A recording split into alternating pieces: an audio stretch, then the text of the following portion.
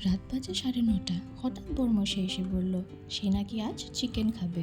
তো তার কথা কি ফেলে দেওয়া যায়? তাই তো ঝটপট নিয়ে বসলাম 300 গ্রাম মতো চিকেন। তারপর মশলার জন্য নিব আলু, পেঁয়াজ, রসুন, আদা, আর মশলার মধ্যে নিব জিরার গুঁড়া, ধনিয়ার গুঁড়া, চিকেন মশলা আর গোটা গরম মশলা। এবার ঝটপট বানাবো যেহেতু, তাই কুকারটা নিয়ে বসলাম। এবার কুকারে দিয়ে দিলাম খানিকটা তেল, তার মধ্যে দিয়ে দিব পেঁয়াজ কুচিগুলো, আর এর মধ্যে দিব এবার আদা রসুনের পেস্টটা।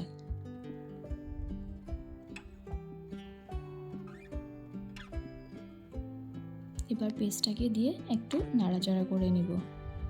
তারপর দিয়ে দিব এটার মধ্যে গোটা গরম মশলাটা। আপনারা চাইলে আগেও দিতে পারেন, আমি পরেই দিচ্ছি। এবার এর মধ্যে দিয়ে দিব সেই গুঁড়ো মশলাগুলো, যেগুলো আপনাদেরকে আমি আগেই দেখিয়েছিলাম।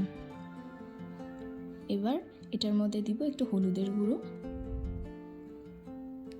দিয়ে এটাকে ভালো করে একটু নাড়াচাড়া করে নেব যাতে নিচে না লেগে যায়। তার জন্য দিচ্ছি খানিকটা জল। এবার এটার মধ্যে দিয়ে দিব একটু চিনি, আর এবার রেড চিলি গুঁড়োটাও দিয়ে দিচ্ছি।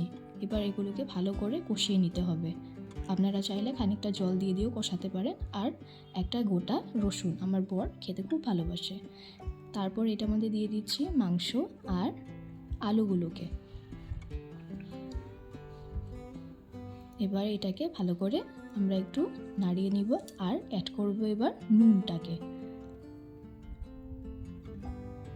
তারপর এটাকে একটুক্ষণ ঢাকা চাপা দিয়ে নেব। এবার একটুক্ষণ পরেই এটাকে ভালো করে আমরা একটু নাড়াচাড়া করতে থাকবো যাতে মশলাগুলো নিচে না লেগে যায়। আপনারা চাইলে মাঝখানে একটু জল দিয়েও এটাকে নাড়িয়ে একটু চাপা দিয়ে রাখতে পারেন।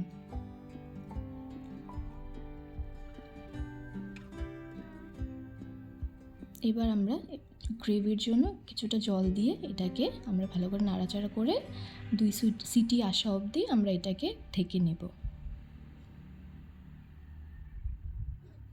ওই 2টো হুইসেল আসার পর তারপর এটাকে আবার আমরা ঢাকনাটা খুলে এটার মধ্যে দিয়ে দিব গরম মশলার গুঁড়ো।